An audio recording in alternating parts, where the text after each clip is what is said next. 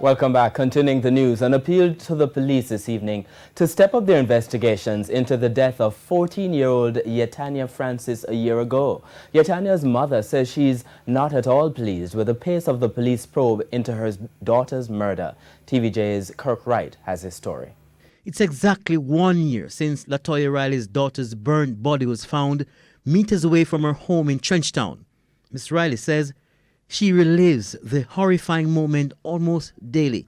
It's like a dream repeating back for me now. Because last night I don't sleep, I cry all night sitting up. So it's like something coming back towards me now. Yetana's burnt body was found by residents early the following morning after she went missing. Ms. Francis says she has been trying to go back to living a normal life without her daughter, but she says the precious moments she's holding on to make it much more difficult.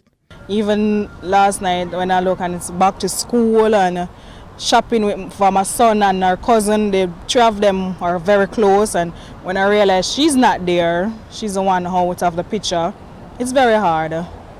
Trust me, because she will normally like, Mommy, I want this bag, I don't want a bag where everybody into, and it's very hard for us. So. She says the family would heal faster if the police were able to come up with the clues about how Yetana met her demise. She wants to know the person or persons who may have committed the gruesome act. It's her opinion that the police are dragging their feet on the investigation. Because to me, they should have more push. They should have pushed in this case more. The police commander for the Kingston Western Division in which the crime was committed, Superintendent Howard Chambers, says there are no breakthroughs yet in Yetana's killing.